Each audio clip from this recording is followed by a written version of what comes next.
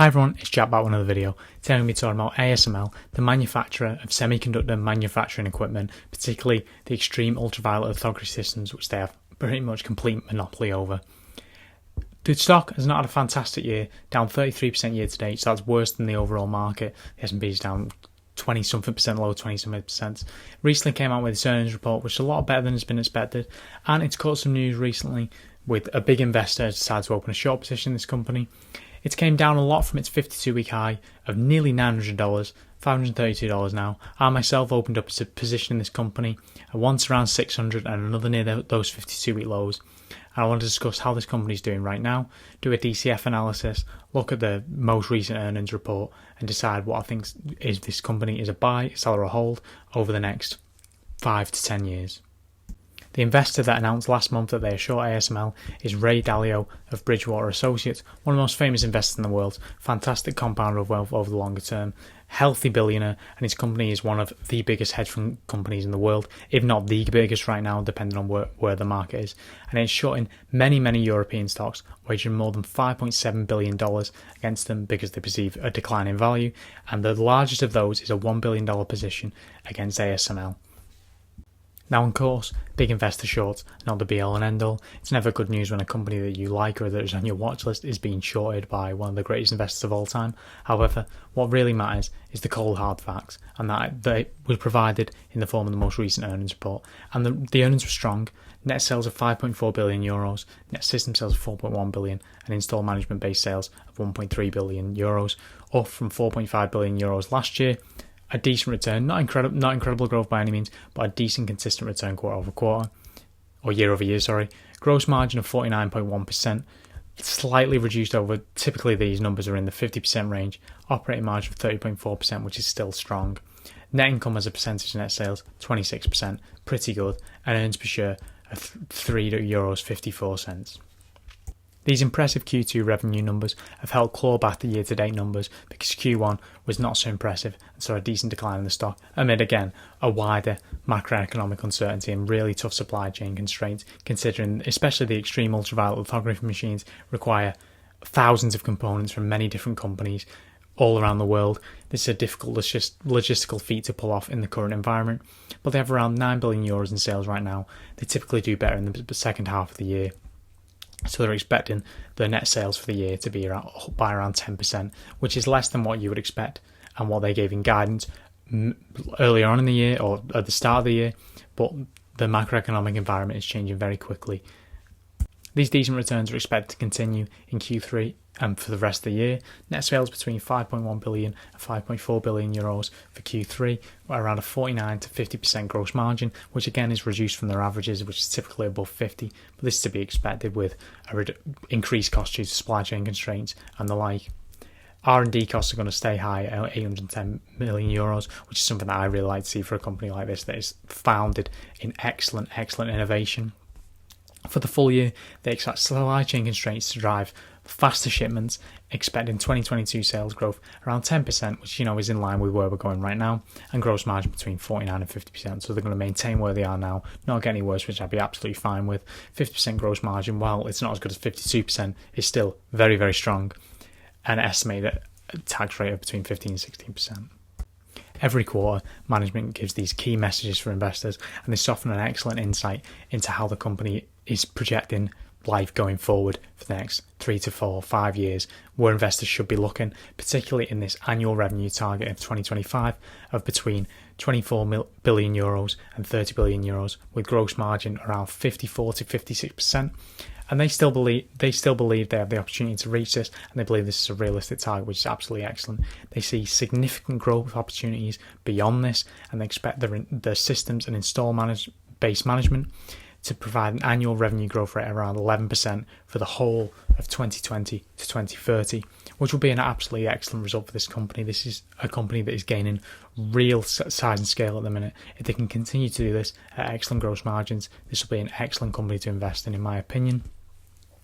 They continue to strive towards their KPIs and ESG benefits, sustainability, which is not an absolute must for me in a company, but it's something that I really like to see. And something that I really do like to see and is a must for me is significant returns of cash to shareholders when free cash flow is going nowhere essentially, and that is what they're doing. They continue to send cash to shareholders through a combination of dividends, which has been growing at a nice rate, and share buybacks. The dividend record for this company can be a little confusing because only recently have they decided to start distributing the dividends quarterly, like many companies, of course. So that'll be 137 per ordinary share in the next quarter. In Q2, they paid a final dividend of 370, so 2021 has an overly inflated value. However, it will return to normal this year, and they will continue returning good numbers. They frequently grow the dividend in their 10 to 15% range. This is an excellent company for not just dividend growth, but overall shareholder return. They've returned nearly $30 billion over the last 10 years. Total shares bought under the 2021 to 2023 program is about 12.4 million at the end of Q2, so around $8 billion in the last 3 years or so. Excellent numbers. You can see since 2013, they've returned over $20 billion in share buybacks to shareholders. Excellent numbers, and they're continuing to do this. This is a $216 billion company. 10% of market cap or so has been returned in share buybacks alone, not to mention a growing dividend. They're able to return so much cash to shareholders because of their excellent margins. As I've stated, it's frequently above 50%. Right now, the average for this year is 51.1%. Absolutely excellent for this industry.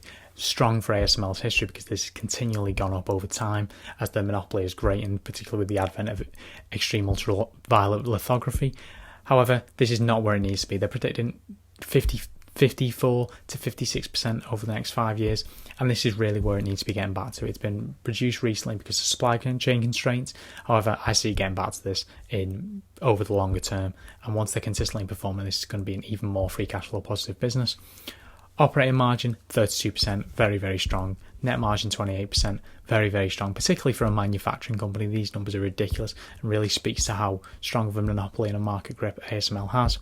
Return equity percentage of nearly 56%, absolutely outstanding, one of the highest numbers you'll see for a company of this size and scale.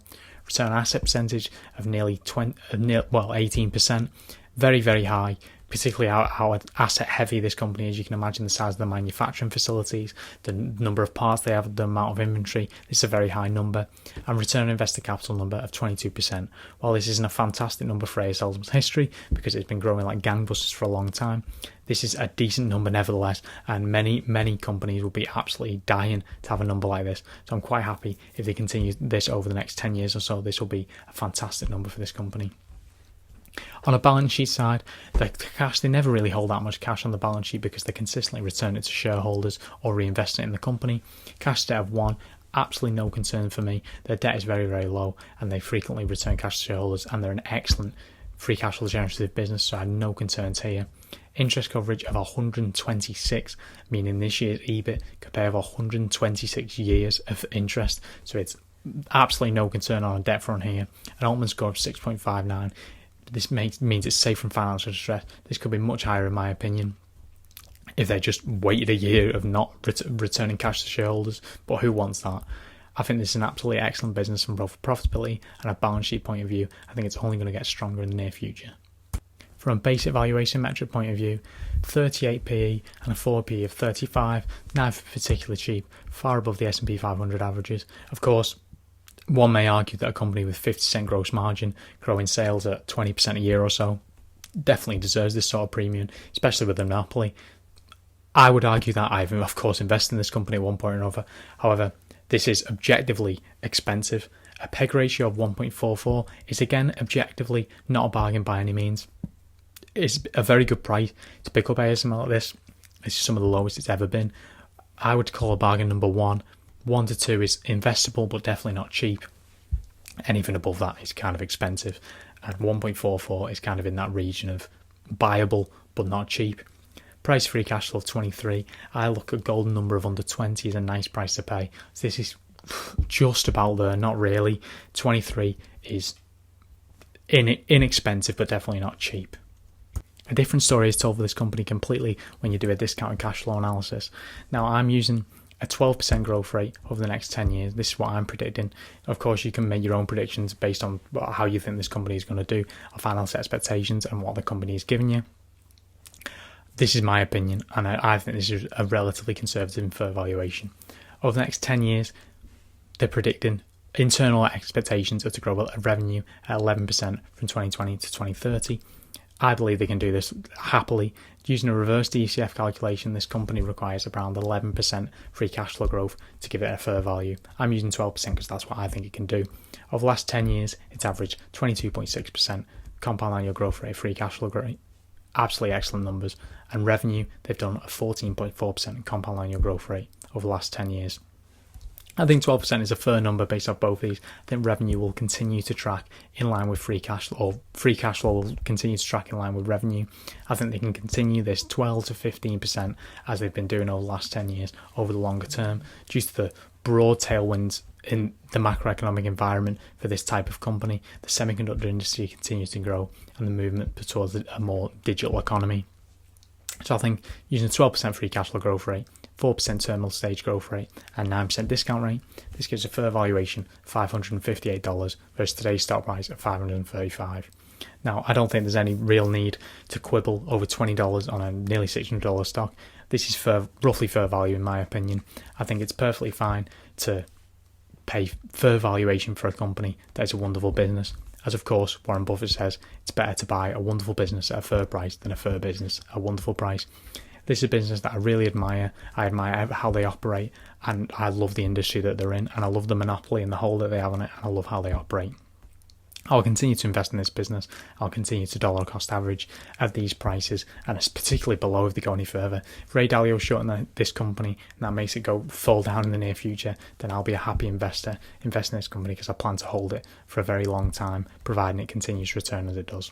With that being said, I'd be interested to hear your comments below.